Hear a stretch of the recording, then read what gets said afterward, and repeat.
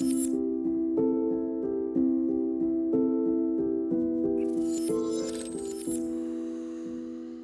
matin, dans approximativement 30 minutes, c'est ma première shot de testostérone à vie. Fait que...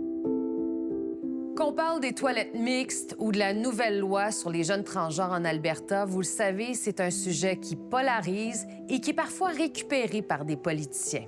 Alors cette semaine, on vous propose de parler de la transition sous l'angle médical, d'en parler calmement et surtout avec les vraies personnes concernées, des adolescents transgenres et leurs parents.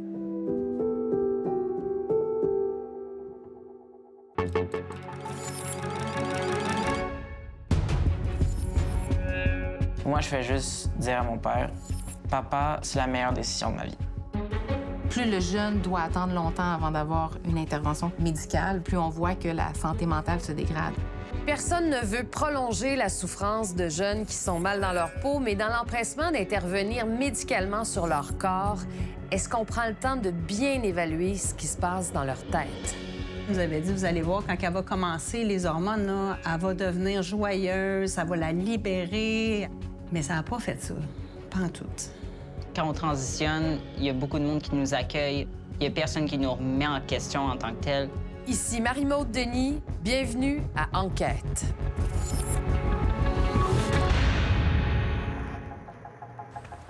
Cette jeune fille a 14 ans. Elle se rend à son premier rendez-vous médical pour une transition de genre. Elle n'a pas besoin du consentement de ses parents.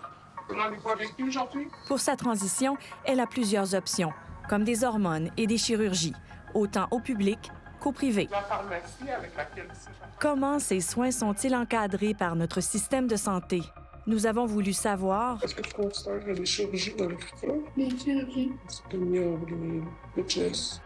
En allant à la rencontre d'ados qui ont pris des décisions majeures aux conséquences parfois irréversibles.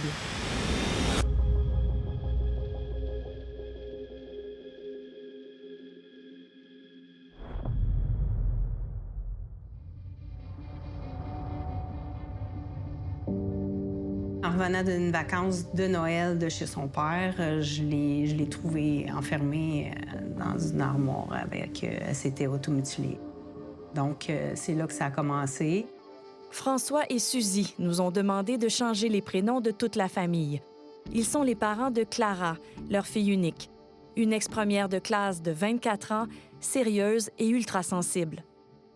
J'ai tout le temps eu des défis avec ma santé mentale depuis que j'avais comme 8 ans.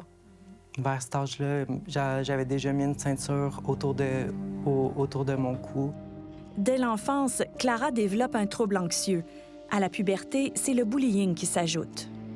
J'ai reçu beaucoup de commentaires à propos de mon apparence. Je pensais que mon visage était déformé. J'avais de la misère à me regarder dans le miroir. Vers 2015, sur Internet, elle pense avoir trouvé la cause de son mal de vivre. Dans ce temps-là, il y avait beaucoup de jeunes qu'on se faisait des blogs.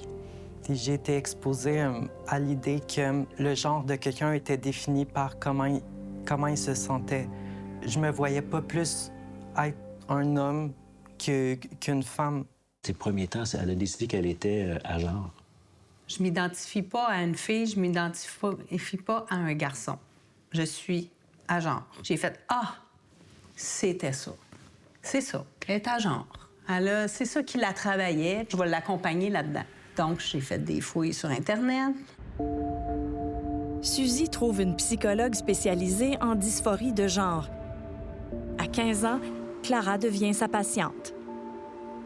Dès la première rencontre, c'est que c'était important de tout de suite, rapidement, de l'appeler par son nom de garçon, de faire les démarches pour commencer pour l'hormonothérapie dès que possible. C'est comme une course contre la montre. Répondre tout de suite aux besoins du jeune trans, c'est un des piliers de l'approche appliquée au Québec. Plus le jeune doit attendre longtemps avant d'avoir une intervention médicale, plus on voit que la santé mentale se dégrade. Annie Poulaine-Sans-Façon est l'ex-titulaire de la chaire de recherche sur les enfants transgenres et leurs familles. Elle favorise l'approche dite transaffirmative. Pour nous, l'approche transaffirmative, c'est que la seule personne qui peut dire c'est quoi son identité de genre, c'est la personne concernée. C'est ça, en fait, la base de l'approche transaffirmative. C'est aussi la méthode employée par la psychologue de Clara. Rapidement, elle rédige des lettres d'appui au changement de nom et de sexe de sa cliente. Je me dis, hey, si c'est juste ça, hey, je vais-tu l'appeler par le nom qu'elle veut? Je veux juste la sauver. Puis elle m'apporte plein de preuves. Le fait que ma fille, quand elle a ses menstruations, elle tombe sa connaissance ou elle vomit, elle dit ça, c'est le corps qui rejette le côté féminin. Après, je pense que c'est la 3e rencontre. Elle m'a dit, maman, elle dit...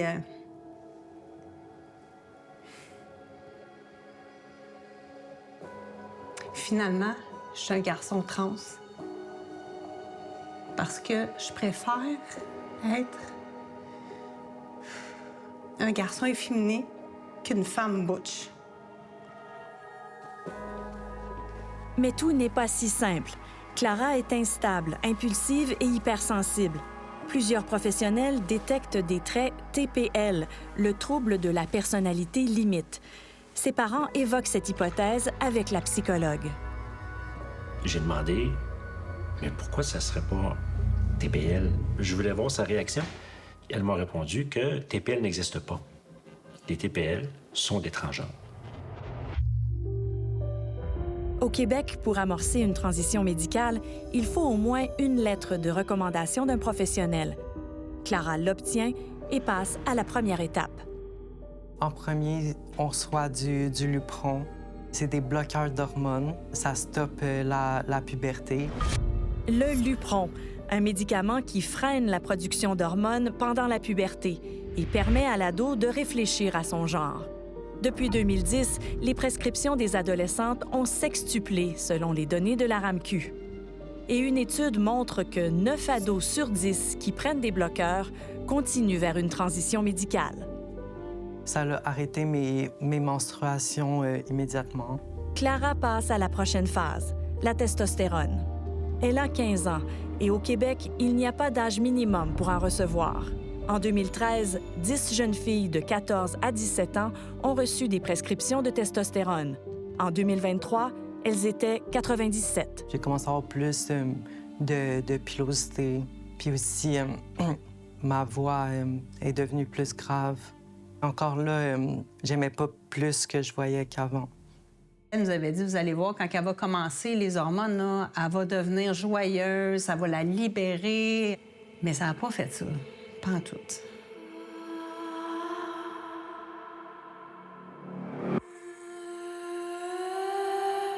Le changement a continué, mais je voyais pas le bienfait sur sa santé. Là. Il n'y a rien qui changeait. C'était juste douloureux. On a tout le temps derrière la tête comme elle peut se suicider. Là.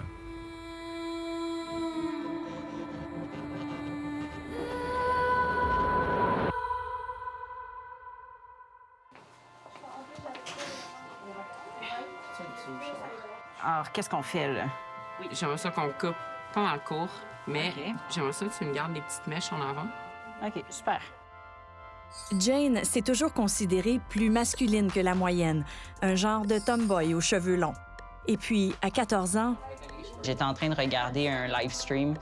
Ça disait genre, je viens de faire un coming out en tant que personne transgenre à mes parents, ils sont fiers de moi. J'ai fait, c'est quoi ça, être transgenre?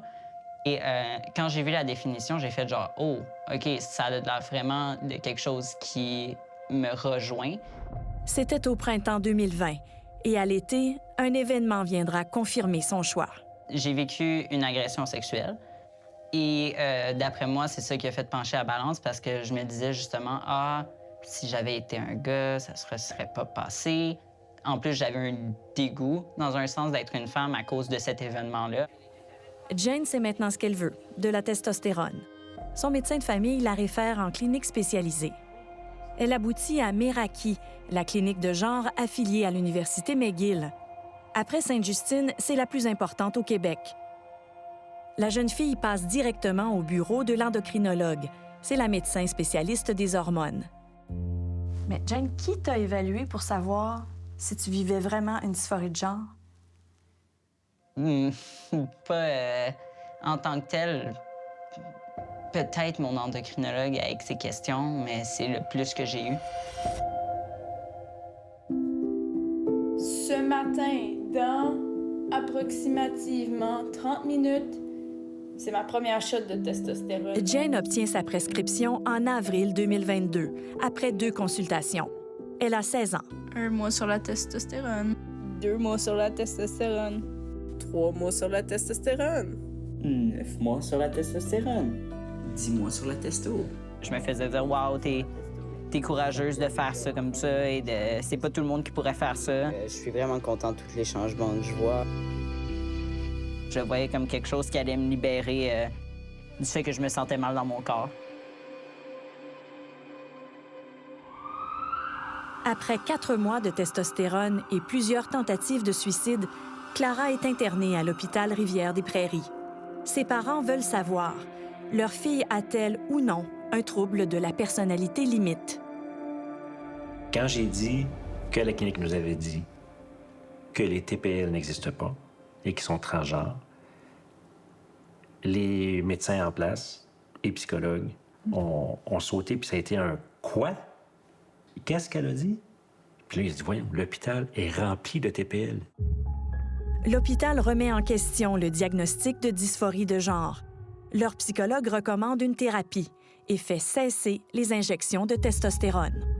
Mais à sa sortie de l'hôpital, Clara recommence à s'injecter et elle retourne directement chez sa psychologue. Les séances, à chaque fois que ça finit, je dis de quoi vous avez parlé, bien que j'avais le droit légalement de demander d'aller dans les toilettes pour hommes. De ça. J'ai dit, OK, mais avez-vous parlé d'autre chose? As-tu fait une thérapie? C'était jamais à propos d'une thérapie. J'ai dit, ça va faire. Là. Je dis, on parle juste de ça. Je vous paye pas pour lui la renseigner au niveau des points légaux, puis qu'est-ce qu'elle peut faire, puis qu'est-ce qu'elle peut militer. Moi, je voulais qu'elle vous voie pour que vous puissiez l'aider.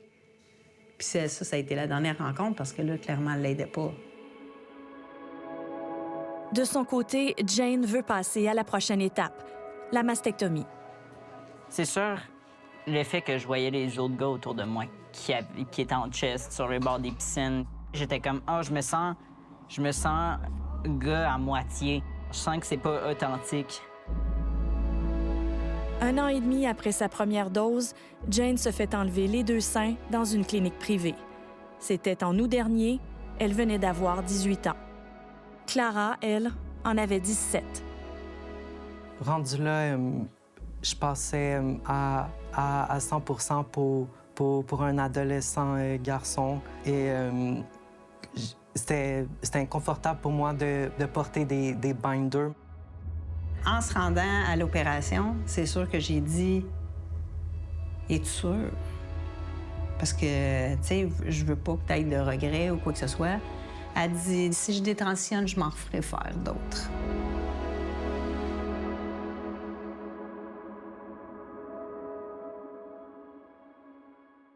Après la pause, des parents se demandent s'ils peuvent intervenir. Je suis convaincu que si j'avais pas posé les questions que j'ai posées, qu'elle aurait eu très rapidement les bloqueurs d'hormones. J'ai absolument aucun doute. Ce serait si simple s'il y avait un consensus scientifique sur la marche à suivre précise quand un adolescent exprime le souhait d'amorcer une transition vers l'autre sexe.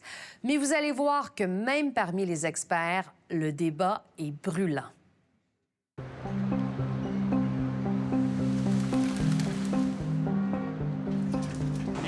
we still need the key to get in? It's been opened? It's open. Okay. L'équipe d'enquête est à New York pour assister furtivement à une conférence scientifique. Ils viennent de partout pour échanger sur leur champ d'expertise, les adolescents transgenres. Ce sont des professionnels de la santé et ils doivent rester discrets. Parce qu'en Amérique, leurs idées sont controversées et parfois, ça leur vaut des menaces. On m'a menacé d'agression, d'effacement, de censure, de mort. On vous a menacé de mort? Oui. L'ironie ici, c'est que cette psychologue renommée est elle-même transgenre. Des ados trans, elle en a évalué des centaines. Il y a trop de professionnels qui acceptent que les jeunes fassent leur propre diagnostic en matière de genre. On ne peut pas remettre une lettre d'appui à un jeune pour des hormones en une seule session. Elle n'est pas la seule à le penser. Erika Anderson suit les règles de la WPATH, l'Association des professionnels en santé transgenre. Ces directives sont très claires.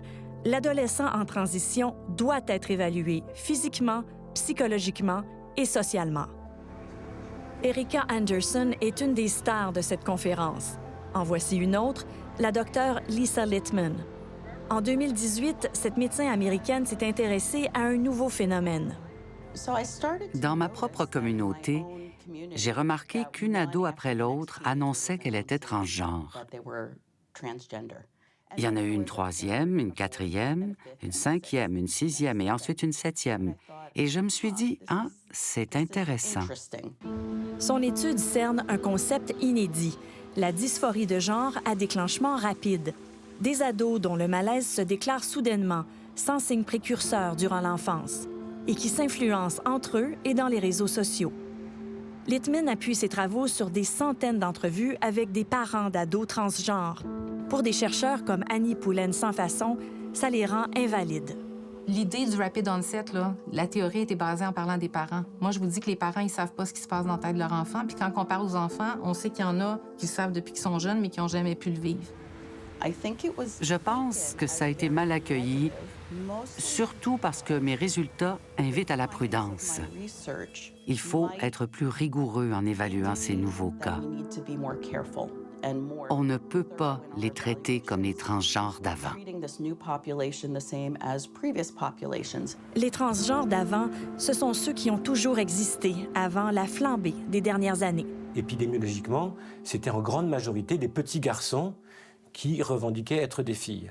Or, dans l'étude du professeur Littman, il semblait y avoir de plus en plus de jeunes filles qui se déclaraient transgenres à l'adolescence. Ce changement radical remet en question le modèle d'intervention le plus populaire depuis 30 ans, le protocole hollandais. Qu'est-ce que c'est le protocole hollandais? Et ça a été comme un pari ou une tentative de se dire, en écoutant l'expérience de personnes adultes qui rapportaient avoir beaucoup souffert à l'enfance et à l'adolescence, de se dire on pourrait peut-être prévenir cette souffrance en intervenant en amont, en intervenant avant. L'idée, c'était d'agir et de prescrire rapidement pour soulager les ados qui ont l'impression de vivre dans le mauvais corps depuis qu'ils sont tout petits. En Suède, c'est ce qu'on a mis en place. Ça tombait sous le sens au début. On ne parlait que de 4 ou 5 jeunes par année en Suède, donc c'était très raisonnable. Mais ensuite, les cas se sont mis à augmenter dramatiquement. Partout dans le monde occidental, la clientèle adolescente augmente radicalement au début des années 2010, y compris en Finlande, où la psychiatre Rita Kerttu-Kaltiala dirige le premier programme de dysphorie de genre pour adolescents du pays. Elle a vite constaté que plusieurs de ses nouveaux patients n'allaient pas très bien. À ce moment-là, on a remarqué qu'il y avait beaucoup de problèmes psychiatriques, surtout de la dépression, de l'anxiété et de l'autisme. En 2019, elle décide d'évaluer l'impact des hormones de l'autre sexe sur la santé mentale des jeunes de sa clinique. Ceux qui allaient bien avant les hormones allaient bien aussi durant la transition. Mais ceux qui avaient déjà des difficultés à l'école, en amour ou avec leurs parents continuaient d'avoir des problèmes.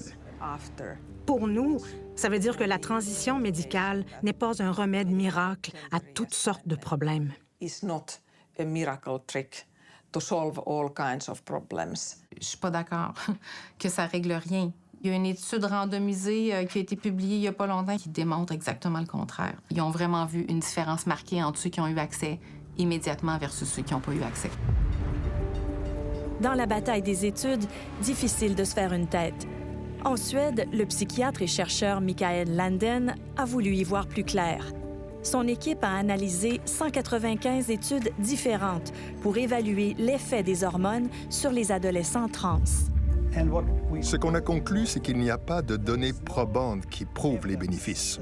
Ou alors que ça diminue réellement les symptômes d'anxiété, de dépression ou les pensées suicidaires. Et ça veut dire que, globalement, on ne peut pas recommander le traitement.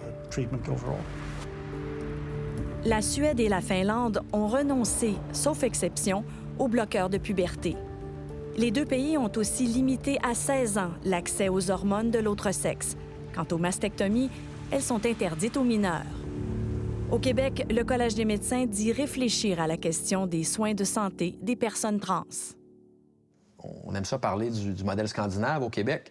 Bien, le modèle scandinave, on devrait peut-être s'y intéresser par rapport aux transitions de genre aussi. Pour ne pas faire de tort à sa fille, Antoine nous a demandé de changer leur prénom. Amélie s'est fait proposer une transition médicale alors qu'elle était hospitalisée pour une autre raison. C'est arrivé à Sainte-Justine. Quand ma fille rentre à l'hôpital, elle rentre pas en lien avec la dysphorie de genre. C'est vraiment l'alimentation qui est problématique. Amélie est anorexique. Elle sort d'une puberté précoce et difficile. À l'entrée du secondaire, elle avait déjà vraiment un corps de femme. C'est là où elle a peut-être commencé un peu à moins aimer son corps. Dire, je me trouve grosse. Elle avait un inconfort avec ses formes, en particulier sa poitrine. Elle perdait du poids, puis plus c'est devenu apparent qu'elle avait vraiment un trouble alimentaire. Elle passera 2 mois à l'unité des troubles alimentaires de Sainte-Justine. Ses parents l'accompagnent à tous ses rendez-vous. Selon eux, la dysphorie de genre n'a pas été formellement évaluée. Ce qui est le plus inquiétant, c'est le fait qu'il n'y a pas eu des psychiatres ou un spécialiste qui va étudier son historique, qui va finalement faire un diagnostic. Mais non, il n'y a pas eu ça du tout, du tout. Pourtant, 2 médecins différents lui proposent des bloqueurs de puberté. Bien, on nous a remis un feuillet explicatif pour un médicament qui s'appelle le Lupron Dépôt, des bloqueurs d'hormones. Puis on lui dit finalement qu'elle peut consentir, puis que c'est sans risque, puis c'est réversible. Amélie a 15 ans. Au Québec, elle a le droit de décider seule de prendre ou non des bloqueurs. Ma fille a de la difficulté à s'alimenter. Là, il y avait la détresse, l'anxiété ultra forte, les dépressions, les idées suicidaires. C'est clair là, que c'est pas quelqu'un qui est en mesure de consentir à quelque chose comme ça. Antoine le rappelle au médecin et l'option du Lupron est finalement écartée. Je suis convaincu que si j'avais pas posé les questions que j'ai posées, qu'elle aurait eu très rapidement les bloqueurs d'hormones. J'ai absolument aucun doute. Après plusieurs séjours à l'hôpital, l'apparition de traits TPL et d'autres tentatives de suicide, Amélie finit par révéler ce qu'elle souhaite vraiment. Ma fille, ce qu'elle désirait, c'était une mastectomie. Elle voulait faire enlever ses seins. Ma fille m'a avoué qu'elle avait lu en ligne que pour avoir une mastectomie, elle devait être trans. Amélie insiste et obtient un rendez-vous à la clinique de genre pour discuter de sa mastectomie. C'était en mars dernier. Puis là, ça a été vraiment, là, pour moi, le déclencheur. J'ai dit, là, c'est assez. Elle commence tout de suite à dire, bien, tu peux avoir une mastectomie, c'est à partir de 16 ans, il n'y a pas de problème. Elle avait 16 ans à ce moment-là. C'est payé par la RAMQ. Puis une de ses premières questions, c'est, as-tu déjà été hospitalisé? Puis là, c'est là, j'ai dit, là, on va arrêter ça ici. Elle est en train de proposer ça à ma fille, puis elle n'est pas au courant que ma fille a été hospitalisée plusieurs fois. Les médecins qui étaient en face de nous, là, connaissaient absolument rien de l'historique de ma fille. Je trouvais ça profondément irresponsable d'avancer quelconque chirurgie ou de présenter ça à ma fille dans l'état où elle était.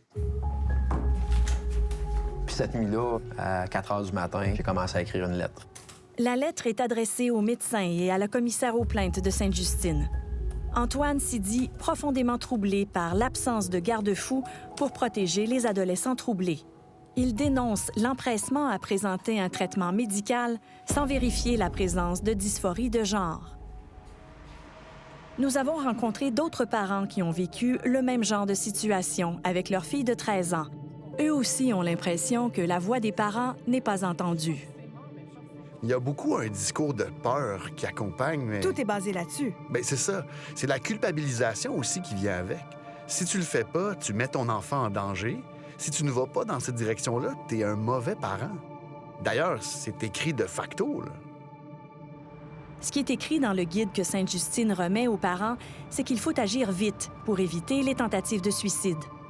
Le guide est rédigé par un groupe communautaire de Toronto et utilisé dans plusieurs hôpitaux. On y trouve aussi 7 statistiques, reprises par la chercheure Annie Poulain sans façon à Tout le monde en parle l'automne dernier. Le soutien parental, Ça va aider, en fait, à améliorer la santé mentale. Il y a une recherche qui avait montré qu'un soutien parental fort, ça diminue le taux de suicide par 93 %. Quelle est l'impression qu'un chiffre comme ça donne? Soutenez votre enfant. Être avec lui, avec elle, être prêt à avancer, puis l'accompagner dans ça.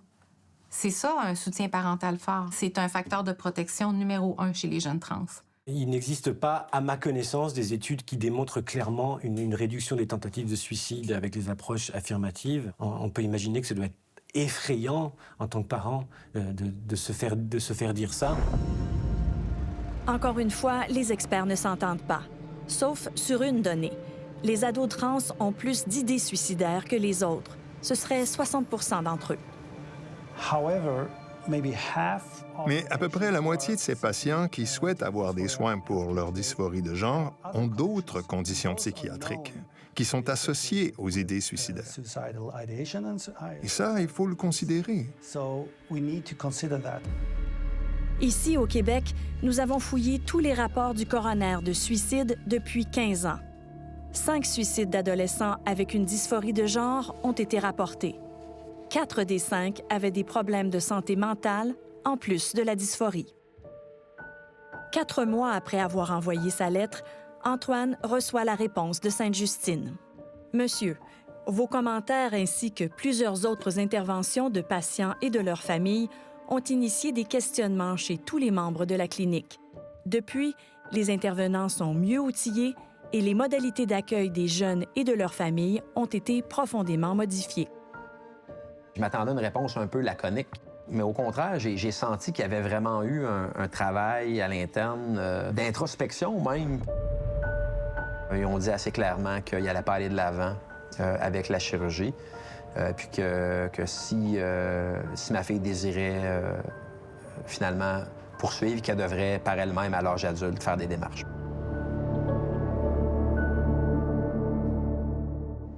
Au retour, une chirurgie qui ne remplit pas ses promesses.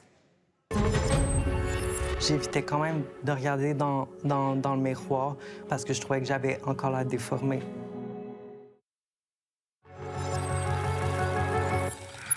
La transition médicale commence généralement par la prise de bloqueurs de puberté, viennent ensuite les hormones et puis le questionnement sur la chirurgie. Et ça, c'est une expérience qui est vécue de façon fort différente par les jeunes qui vont vous la raconter. Pour parler d'identité sexuelle, on reçoit Françoise Susset, qui est psychologue. Bonjour, Françoise. Bonjour. Si la cause de la défense des droits des jeunes trans a une porte-étendard au Québec, c'est Françoise Susset. Pour qu'on puisse aussi contrer le harcèlement, la violence auxquels ces enfants et ces ados peuvent être soumis. Madame Susset se décrit comme une psychologue engagée. Il y a beaucoup d'informations fausses qui circulent et des informations fausses qui vont alarmer les familles, qui vont alarmer les parents. Elle travaille à la clinique Miraki et offre plusieurs formations sur la clientèle trans.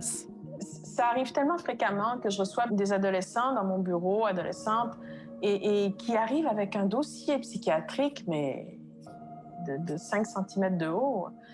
Tous les diagnostics ont été lancés dans ce dossier, tous, sauf dysphorie de genre. Elle aborde entre autres les problèmes de santé mentale souvent diagnostiqués chez les jeunes trans. On va parler du trouble de personnalité limite. Pourquoi? Parce que c'est le diagnostic le plus souvent confondu avec la dysphorie de genre. Et c'est un diagnostic qui est vraiment apposé de façon exagérée chez les personnes trans et non-binaires. Cette formation de 4 heures est offerte à ses confrères de l'Ordre des psychologues du Québec. J'ai jamais vu un traitement aussi dramatique que la testostérone ou l'estrogène pour une personne trans. Il n'y a aucun antidépresseur qui agit de façon aussi efficace. Ça prend du temps. Les bloqueurs ou les hormones, ça prend beaucoup de temps. C'est un effet lent qui va faire que je vais me sentir mieux dans ma vie. Ça me permet d'être mieux dans ma peau.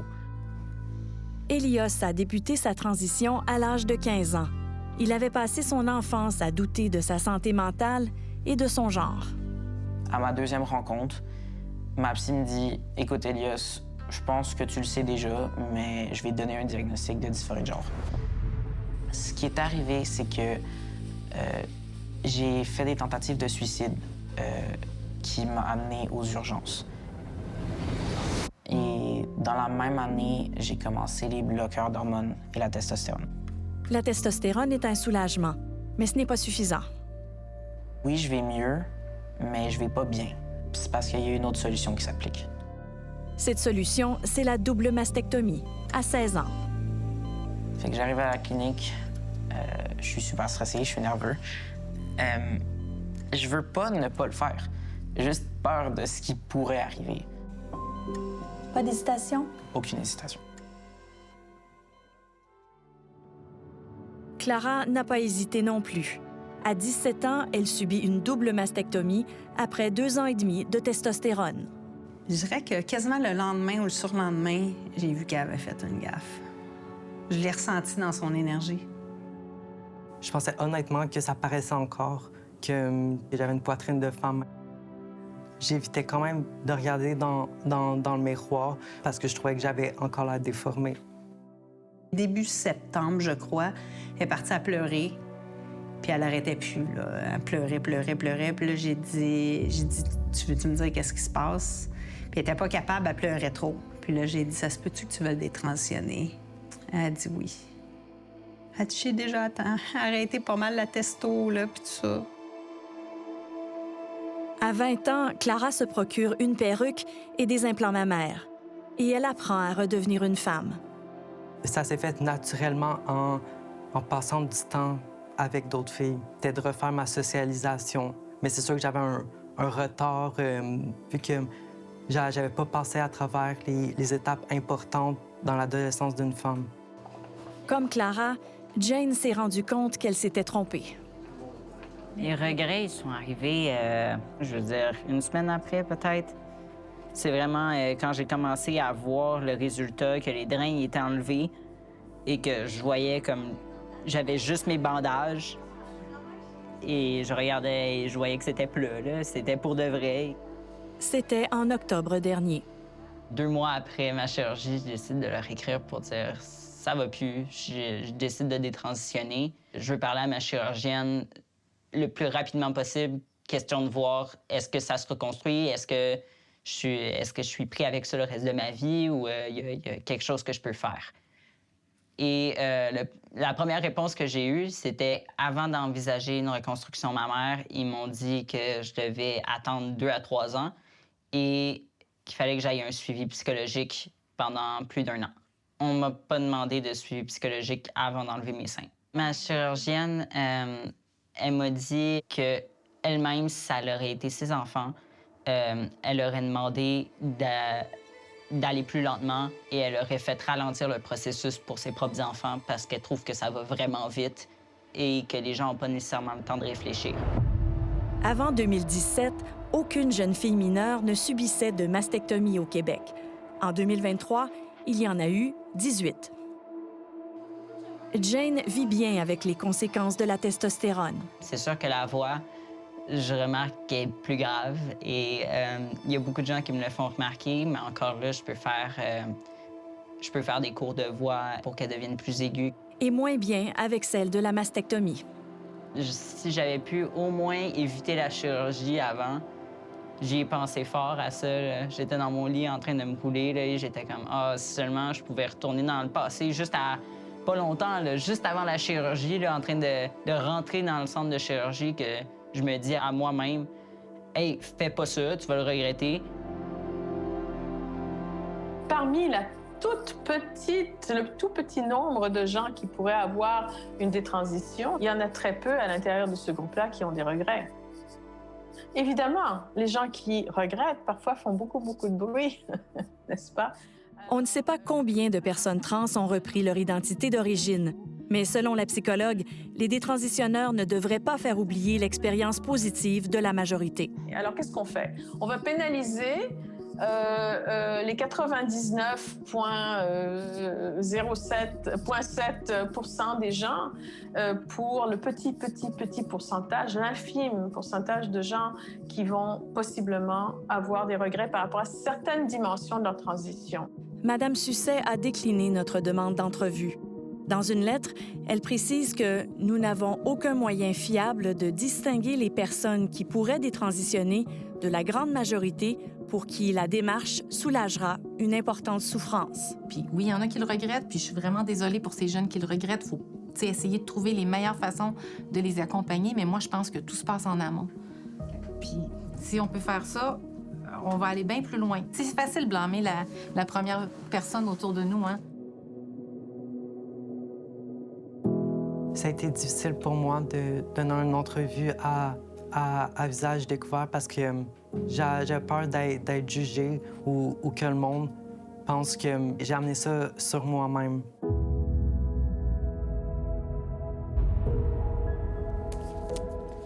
La première fois où j'ai vu le résultat, je me mets juste à pleurer très fort. Je pense pas que j'ai pleuré de joie autant de toute ma vie qu'à ce moment-là. Mon père me pose plein de questions comme est-ce que ça va? Moi, je fais juste dire à mon père, papa, c'est la meilleure décision de ma vie. Les personnes qui détransitionnent, il faut les respecter. Je vois pas pourquoi on devrait les dénigrer ou leur dire des choses négatives ou peu importe. Ils se sont trompés, c'est tout.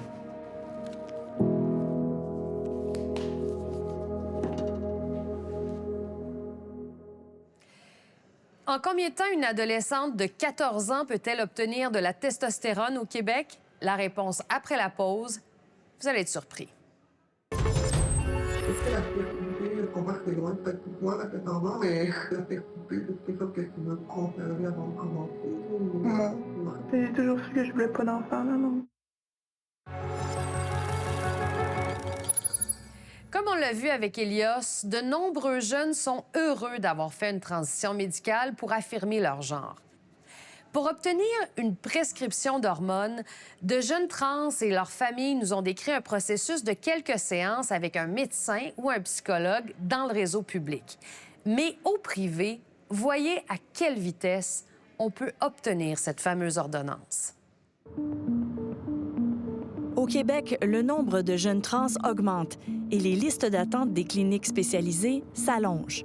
8 mois à Miraki, 1 an à Sainte-Justine. Rendez-vous avec qui aujourd'hui? Avec ma docteur.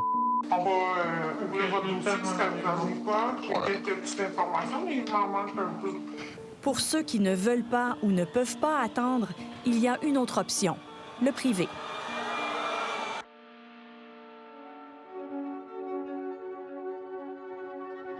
Tu vois ici, il y a un cabinet de sexologue et pour 115 $, on offre une consultation et à la fin de la consultation, on peut avoir une lettre de recommandation pour de l'hormonothérapie. Ça dit que ça peut prendre 1 séance ou 2 pour avoir la lettre. C'est au privé. On a reçu le message d'une maman qui nous dit que sa fille lui a parlé de ce médecin-là. Cette omnipraticienne voit le patient et prescrit sans référence d'un autre professionnel de la santé. La clinique est privée. C'est le patient qui paye.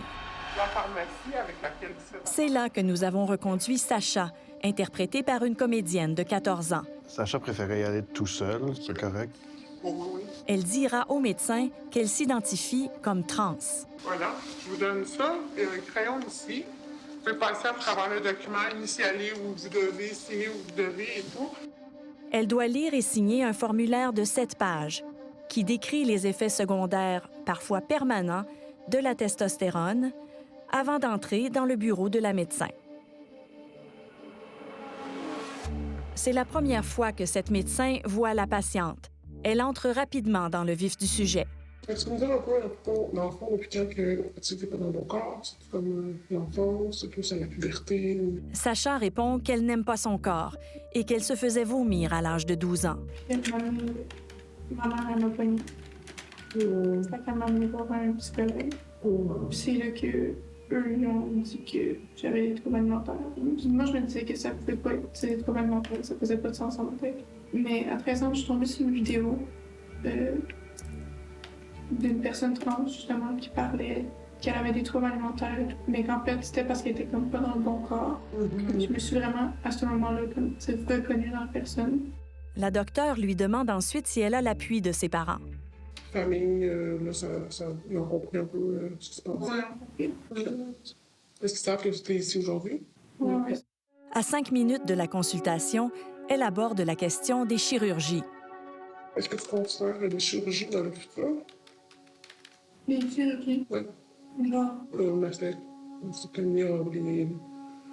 chest. Oui.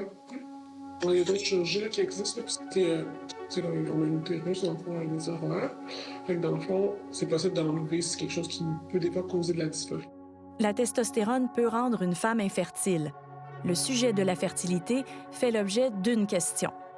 Est-ce que la fertilité, je comprends que c'est loin de faire tout toi, là, 14 ans, mais la fertilité, c'est quelque chose que tu veux conserver avant de commencer? Non. C'est toujours ce que je voulais pas d'enfant, là, non.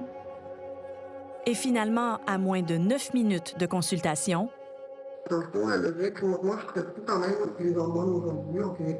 Parce que la logique, c'est que, dans le fond, il n'y a rien dans ton bilan qui m'empêche de t'en donner des hormones, dans le fond. Je vais commencer à une dose, c'est pas une mini-dose, dans une intermédiaire entre adultes et... OK. Ouais, c'est bon.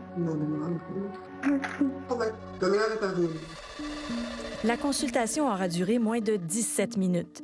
Les effets secondaires de la testostérone n'ont pas été abordés, ce qui peut sembler surprenant.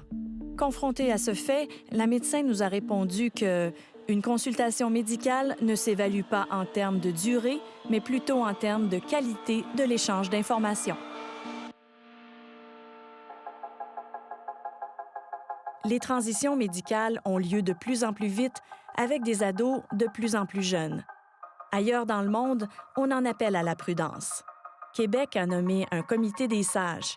Ici, le débat reste à faire. Dans le contexte de l'identité de genre, ce que demande et ce que dit le patient et ce que postule le patient est devenu inquestionnable. Et ça, c'est quelque chose qui pourrait entraîner une perte de confiance dans les institutions, une perte de confiance dans la médecine. La transition d'enfant ne peut pas être prise à la légère. Je peux pas croire de la tangente que ça l'a pris. Que la rapidité soit prônée dans tout ça. Qu'à 8 ans après, il n'y a toujours pas de démarche, même pas un consensus. Je trouve que quand on transitionne, il y a beaucoup de monde qui nous accueille, on veut que ça aille rapidement. Il n'y a personne qui nous remet en question en tant que tel. Tandis que quand on arrive pour détransitionner, je trouve qu'il y a beaucoup de remises en question. Tout à coup, on est moins dans la liste de priorités.